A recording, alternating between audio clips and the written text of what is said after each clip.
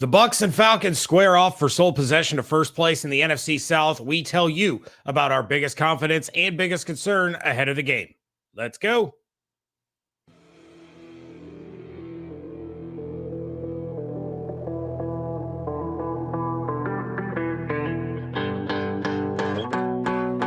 You are Locked On Buccaneers, your daily Tampa Bay Buccaneers podcast, part of the Locked On Podcast Network, your team every day.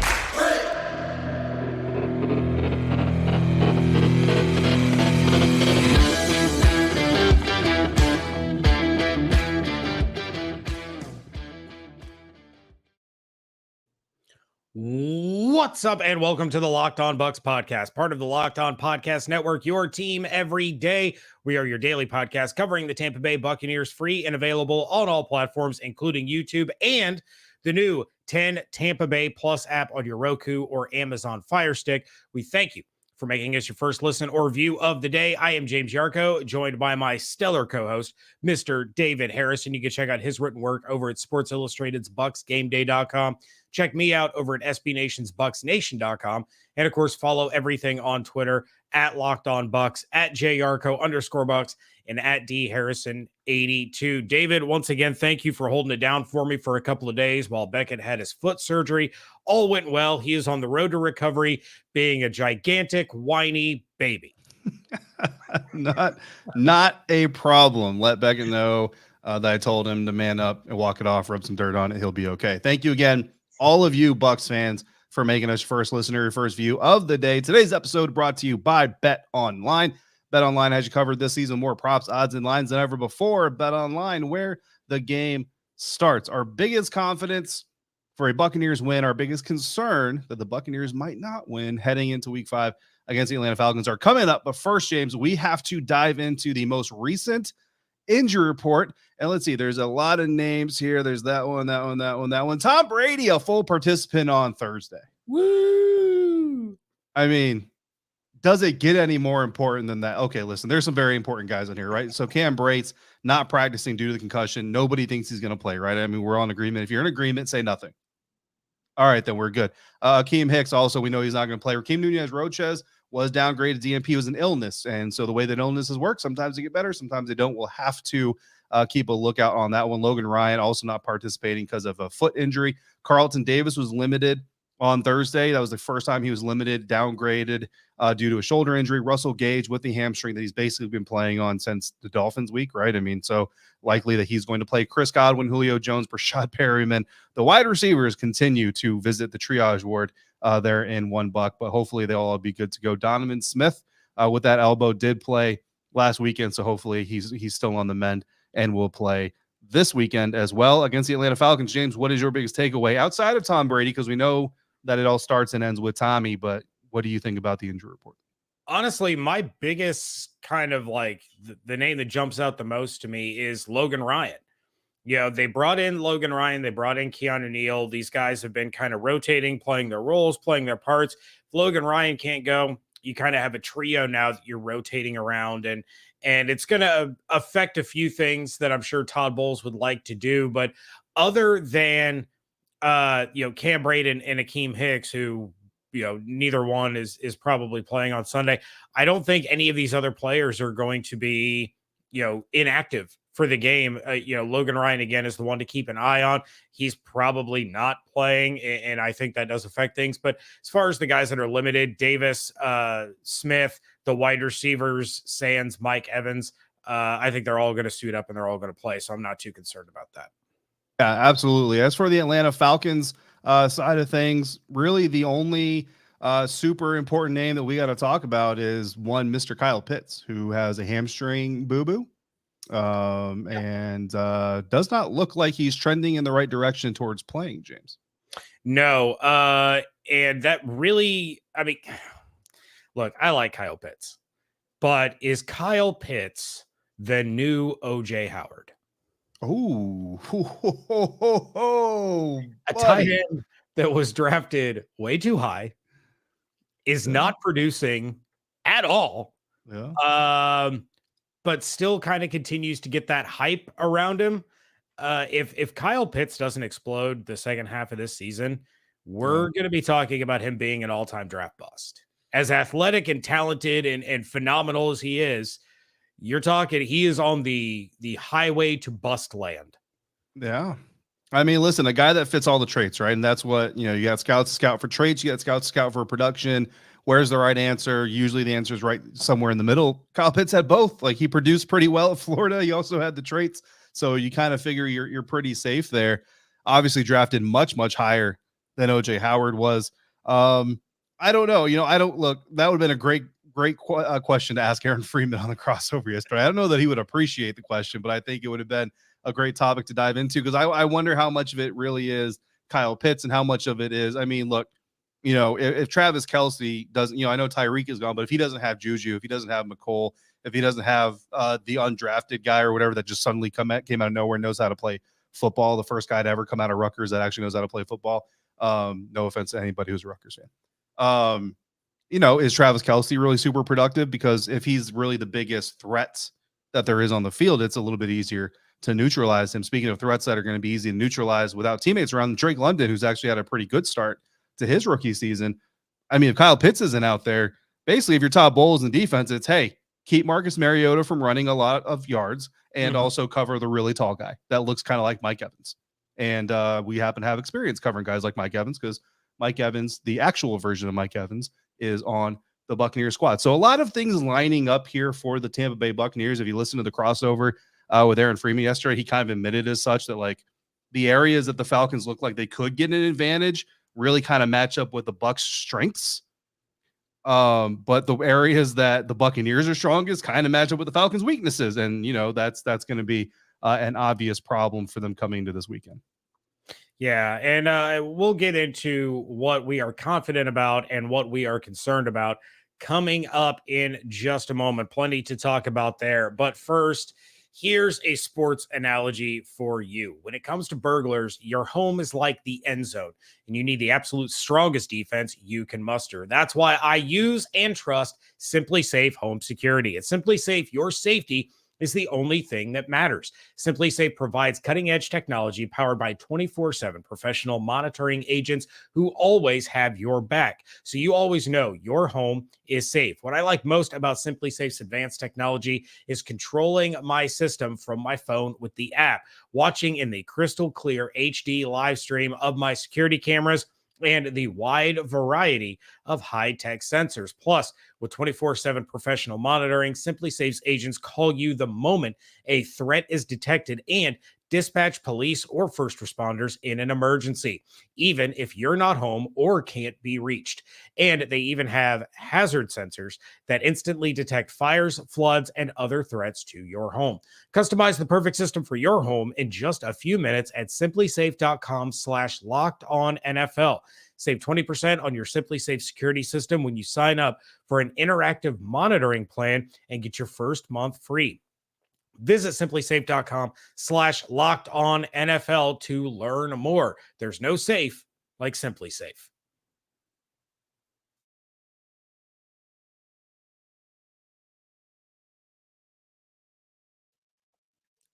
Thanks again for making the Locked On Bucs podcast your first listen or your first view every single day, especially if you're catching us on this live episode on YouTube. We appreciate you, but if you're watching later, you're listening later, we also appreciate you as well. Make sure you're also checking out the NFL key predictions every Friday on Locked On NFL. Locked On's local experts give you the inside scoop on the 5 biggest games of the NFL weekend. Willing to bet the Bucs game is probably going to be on there more weeks than not, including Sunday and Monday Night Football, plus betting advice from the field's leading experts, Bet Online. Follow NFL key predictions every Friday on Locked On NFL, available on the Odyssey app, YouTube, and wherever you get podcasts. We're making bold predictions, and we're picking our players of the game coming up in segment 3. So if you have your own, feel free to throw those in the live comment section. Feel free to throw them in the comment section of the non-live as well. We want to hear from all of you, but right now, we're going to share what makes us confident and what has us a little concerned. James, what has you confident that the Tampa Bay Buccaneers will not lose 3 straight games this season? It actually goes back to our stash it and trash it that we did on Tuesday's episode. And my stash it was throw to Mike Evans all of the time. Good things happen when you throw to Mike Evans. And 52 attempts, 52 targets. Yes. 51. Let's get one to Chris. Okay, we can do that. So yeah, my biggest confidence is that Mike Evans is going to dominate this game in spite of what Aaron Freeman of Locked On Falcons said on your Crossover Thursday episode about AJ Terrell getting his revenge for getting just completely bodied by Mike Evans last year. It's not going to happen. Look, Mike Evans has 1,236 career yards against the Atlanta Falcons. It is the most that he has against any single opponent. It's also the only opponent that he has more than 1,000 yards against in his career. He has 10 receiving touchdowns against the Atlanta Falcons. Again, his most versus any single opponent. Last year in 2 games, he had 174 yards and 2 touchdowns. In 2020, he had 156 yards and 0 touchdowns. My confidence is that 2020, 156 and 0. 2021, 174 and 2. We're going to continue to build on that. We're going to go up. Mike Evans is going to destroy this Falcons secondary. So James Yarcho predicting 174 and 2 touchdowns this weekend. We'll get there. We'll get there. Okay. You're confident in Mike Evans. I mean, why wouldn't you be? I'm confident in the fact this defense is going to bounce back. Let's be honest. The defense was terrible, was just terrible. Terrible. Not even worth the terrible. They were just terrible Terrible. against Kansas City Chiefs. All right. But since arriving in 2019, Todd Bowles' defense has only one instance where this team has allowed consecutive 30-point games. Now, that instance was 4 games long. Yikes. Let's not do that again. 30 plus against the Giants, Rams, Saints, and Panthers in consecutive games back in 2019. But that was 2019, guys. You remember 2019? Jamel Dean was young. It was a lot. There was a lot of youth, and there was a lot of newness and a lot of learning. Hasn't happened since then. So I'm very confident that Todd Bowles' defense isn't going to have it happen again here. Also, Falcons haven't scored more than 30 points since December of 2018 versus the Tampa Bay Buccaneers. That is. And last I checked, this ain't December, it ain't Christmas. No gifts are being given from this Buccaneers defense, James. They will not allow more than 30 points, which will come back later in this episode. I'm glad you are so confident because my biggest concern is that they're not going to be able to hold up against these backup running backs for the Atlanta Falcons. Look, we know against the Kansas City Chiefs, the Bucs were gashed for 189 yards against the Kansas City Chiefs. They're giving up almost 107 rush yards per game. Atlanta, they're doing things right in the run game. It is the one thing they actually have going for them on the offensive side of the ball because God knows Kyle Pitts is not getting things going for him, and Marcus Mariota is still Marcus Mariota. They're 4th in the NFL with 168 rushing yards per game. And I know what you're thinking. I don't even need to check the live chat to see it. But James, Cordarrelle Patterson is on the IR, and he's their big running back. Yeah, I'm aware. Last week against the Cleveland Browns, without Patterson, the Atlanta Falcons still rushed for 164 yards and a touchdown. These guys are back at like Algier, Huntley. Yeah, they're the backups, the rotational guys, but they're good.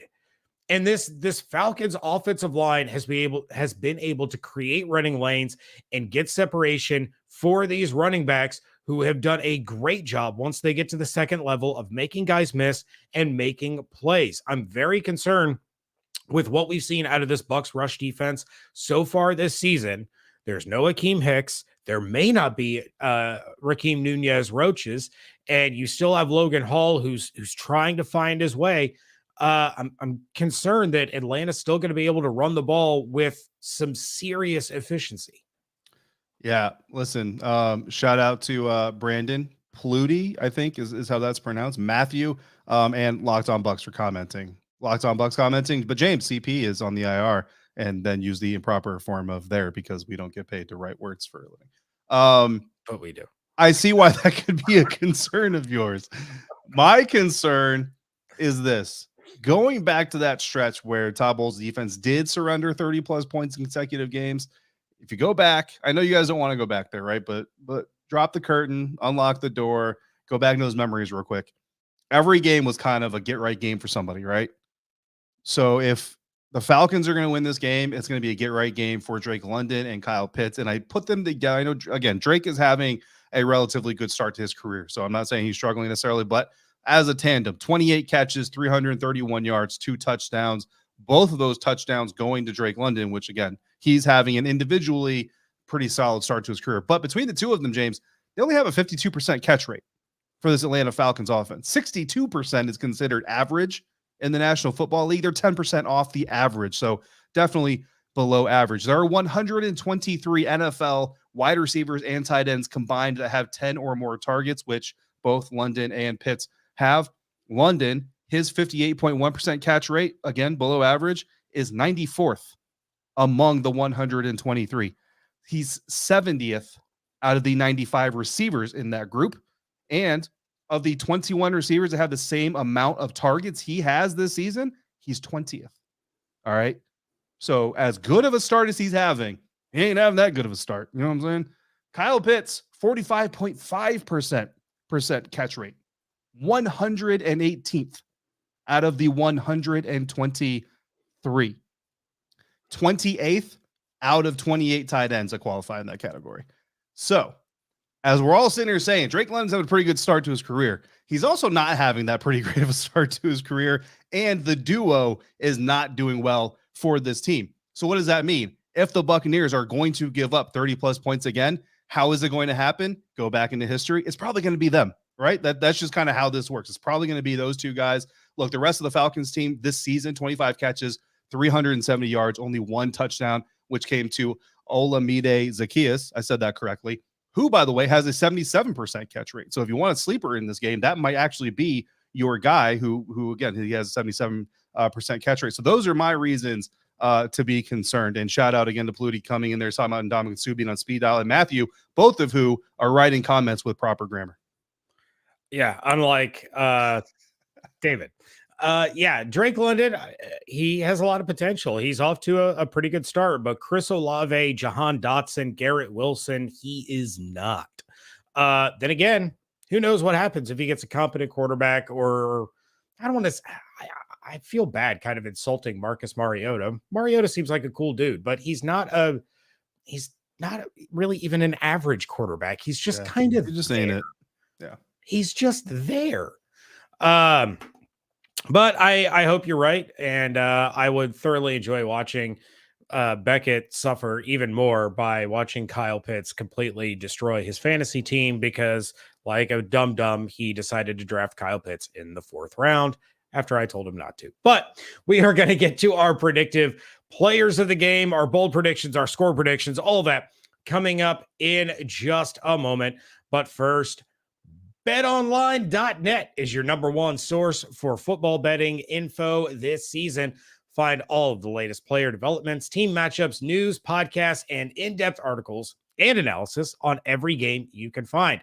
As always, BetOnline remains your continued source for all of your sport wagering information with live betting and up-to-the-minute scores for every sport out there.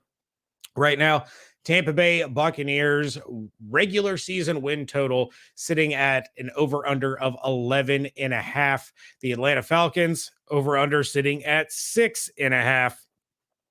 Not saying, I'm just saying they would have to go 2-2 in the final 2 quarters of the season to reach those 6 wins that you and I, since we have the Falcons going 0-4 in the next quarter of the season, just throwing that out there. Fastest and easiest way to check in on all of your favorite games and events, including MLB, MMA, boxing, and golf. Head to betonline.net or use your mobile device to learn more today. Bet Online, where the game starts.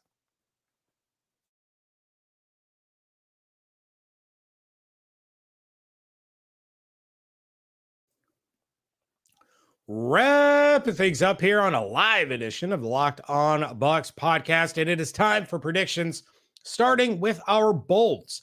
Then we're going to get to our players of the game. Then we're going to get into some props and some final score predictions. David, I'm going to kick things off with my bold, and my bold prediction is kind of a 2-parter because I am saying that Mike Evans will have three of Tom Brady's 5 touchdown passes in this game. The offense started to get on track this last week. I believe that carries over, only this time they're going to get a very motivated and angry defense to help complement them. It's going to be the first time that we actually see both sides of the football for the Buccaneers playing well at the same time. Tom Brady, you kind of mentioned it on the crossover. There's some personal stuff going on, and I don't think anybody in the NFL is better at compartmentalizing that and turning off-field distractions into rage fuel for the game. And so Brady is going to go off, and Mike Evans is going to be the beneficiary of that. Yeah, I could definitely see that happening. My bold prediction, first of all, shout out to Matthew, whose bold prediction, well, it wasn't really a prediction, was what should happen. Defense should have at least 2 takeaways, and I definitely agree with that. We'll call it a bold prediction. Why not? And then I really like Mike's comment here for Thursday Night Football, which is happening shortly after this live, already over if you're watching on Friday, about Russ going from simmer to low heat. Listen, if the Broncos lose, I need someone to make a meme that says, let Russ simmer. Like, just because that'd be awesome. Anyway, what else would be awesome is Levante David forcing a fumble and Devin White getting an interception, which is exactly what's going to happen. That's my bold prediction for this weekend, James, which means Devin White is going to force a fumble, Levante David's going to get an interception, and I'm still going to be wrong. My player of this game, Antoine Winfield Jr. Listen, looking at Drake London and his charts, you know what I mean, his route charts and his reception charts and his run after catches and everything.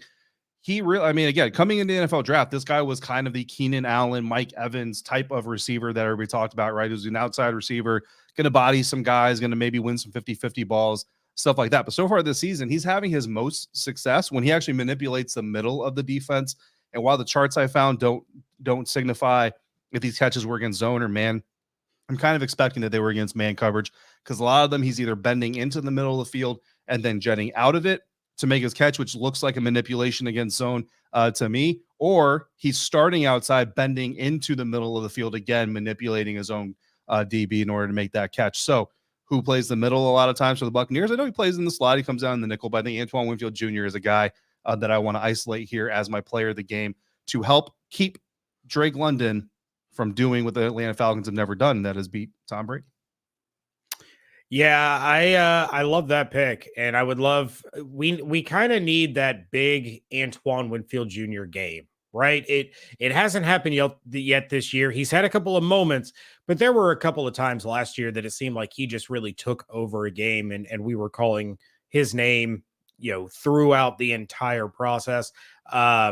Need to see that, and I would love for that to be this weekend. My player of the game, no surprise, if he's my biggest confidence, and I'm predicting him to get 3 touchdowns, I'm going with Mike Evans. And a lot of eyes are going to be on Julio Jones and Russell Gage in the revenge game.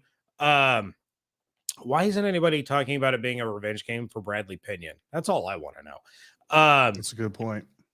But, you know, they're not going to be the guys that get targeted 13, 15 times in this game. That is going to be Mike Evans. As we talked about with the injury report at the beginning of the show, he's the only one not listed on it.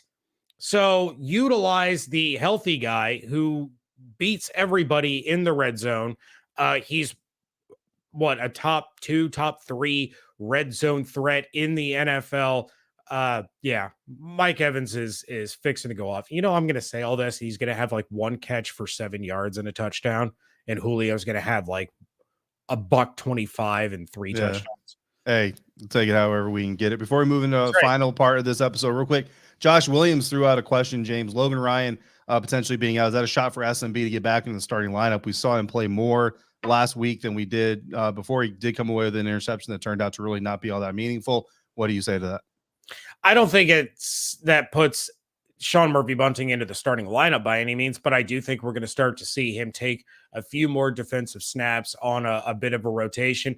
You also have to take into account Carlton Davis's status. Mm-hmm. So if Carlton Davis needs to come off for a couple of plays, if maybe that shoulder's flaring up, or maybe they're just, you know, trying to get him some rest where they can, I think we're going to see Sean Murphy-Bunting a little bit more involved, but I don't think he's going to be in the starting lineup.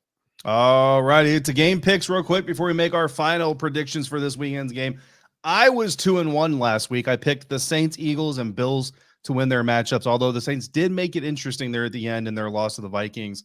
Double doink. We're going to give James an opportunity here, guys. James went 0-3 the first week we did this. Perfect transparency. I sprung it on him. Didn't even tell him what we were doing or who he was picking. So those are kind of spur of the moment picks. A little bit more time to prepare this week. James, let's say in the NFC South for these first two games, Seattle Seahawks at the New Orleans Saints. Honestly, dude, 3 weeks ago, I'd have been like, this Saints easy. Saints are favored by 5.5, but how do you see this thing going? This one's really, really difficult, actually. Doesn't look like the Saints are going to have Jameis Winston or Michael Thomas again this week. Geno Smith, he is the true chef, and he cooks far better than Russell Wilson is cooking right now. But I think this is an Alvin Kamara bounce back here. So I would say the New Orleans Saints are going to win, but maybe not at -5.5. Yeah. So maybe don't take the points, but if you're going money line, New Orleans Saints is the team, according to James Yarcho. I actually agree with him. San Francisco 49ers favored by 6.5 against the Carolina Panthers in Carolina. Baker Mayfield yet to move in. What's happening here? This is a long trip for the San Francisco 49ers. They're coming off a big emotional win against the Los Angeles Rams. It's a short week, but the Carolina Panthers stink. Give me the 49ers. You know, I'm glad I'm not making picks here because I would almost actually go Carolina because this is like the game that Baker Mayfield wins. Like this is just that's just so Baker. Like this would be the game. And Jimmy Garoppolo would beat the Rams and then turn around and choke to the Panthers. Ridiculous. Final game, Dallas Cowboys, potentially Cooper Rush, Dak Prescott. I'm not sure if he practiced Thursday, but did not practice Wednesday at Los Angeles Rams. Rams favored by 5.5. What happens here? Rams on the flip side of the 49ers coming off a very emotional loss. They get to be at home. They're taking on the Dallas Cowboys. Matthew Stafford not doing great this year. 4 touchdowns, 6 interceptions. But something has to end the Cooper Rush madness. Give me the Rams. Listen, we got a question about Cooper Rush that we have not been able to get to this week. We do have it. We are saving it. We are going to answer it just for the person who sent it in. I want to see what happens this weekend, though, before we answer that. And before we give our score predictions this week, James, let's check out what our friends have to say over at Bet Online. Sunday open, Buccaneers -7.5. Monday it went to 8, then all the way up to 9, and then Thursday kept on going north to Buccaneers -9.5. 69% of the cash is on the Buccaneers. That's a big reason that number keeps moving up. There's really no sharp action moving it right as of yet. Patterson's done for the Falcons, so that's a big blow to Atlanta. You know, Brady's kind of finally starting to look his age. Of course, I've said that every year for probably the last 8 years or so, and he always proves me wrong. He did have a pretty good outing last week, but you know, 9.5 is that's where the line's sitting right now. Don't expect too much of a movement either way. I don't think we'll get to that key number 10, and it should have moved down any more unless some sharp action piles in on the Falcons. All right, so Buccaneers favored by 9.5. My score prediction from the crossover on Thursday, James, was Buccaneers 31, Falcons 17. So I have the Buccaneers covering the spread. We've got a score prediction in the live chat here. Mike predicts 38-10, so even more bold than I went. 28-point difference there. So we've got the Bucs covering the spread. You can take the points here. Typically, you don't take a spread this big. You just go money line, and you just play it safe a little bit. But James, what do you see happening in this game? Are you going as bold as Mike, or are you going as lesser bold as I am? Look, I said that I was concerned about the Bucs run defense, regardless of Cordarrelle Patterson's status. One of the things that I spoke with Evan Klosky about that'll be on the Blitz on Sunday morning is the fact that are you on television, sir? I will be. Go ahead and plug that. It's okay. I'll be on the Blitz every Sunday morning there on 10 Tampa Bay with the Locked On Bucs burning question of the week. There you go. So one of the things that I talked about was the fact that This Bucs run defense is giving up the same amount of yards per carry as they did last year when they finished third in the NFL. The difference is teams are running more against them this year because the offense hasn't been putting them in a situation where they have to abandon the run. That's happening on Sunday. The offense is going to hold up their end of the deal. They are going to jump out to an early lead and force Marcus Mariota to be the one throwing the ball very unsuccessfully. Give me the Buccaneers 35-10. A little bit of a mixed bag of boldness going on in these score predictions. So appreciate Mike jumping in there as well. So Bucs by a lot. That's what we're looking for here. Yeah. The Falcons remain one of 5 teams that Tom Brady has not lost a game to. Yeah. Rip to my friend Gabe, who has to cover the Falcons for the Atlanta Journal-Constitution. Not going to be a fun weekend for him. Rip to our comment section if this goes the other direction. Turning off the comment section if this goes the other direction. All right. With that, we are getting out of here. So thank you all once again for making the Locked On Bucs podcast your first listen or view of the day. Now make your second listen or view the Peacock and Williamson NFL show. Brian Peacock and former NFL scout Matt Williamson give you the expert NFL analysis in less than 30 minutes. It is free and available wherever you get your podcasts. Thank you all who joined us in the live chat. You'll get to do it again coming up after the game on Sunday. We're going to do an immediate postcast followed up by a regular episode. So a double dip on Sunday. Make sure you have the notification set on YouTube when you're subscribed to the channel so you know when we go live following the Buccaneers win over the Atlanta Falcons. And of course, you can send in your reactions to 813-444-5841 or send us an email to lockedonbucspodcast@gmail.com. Check out David's work over at bucksgameday.com. Check me out over at bucksnation.com. And of course, follow on Twitter at Locked On Bucs, at @Yarcho_Bucs, and at DHarrison82. Hope you all have an absolutely outstanding weekend. Stay safe, stay healthy, fire those cannons. And we thank you so much for joining us right here at Locked On Bucs.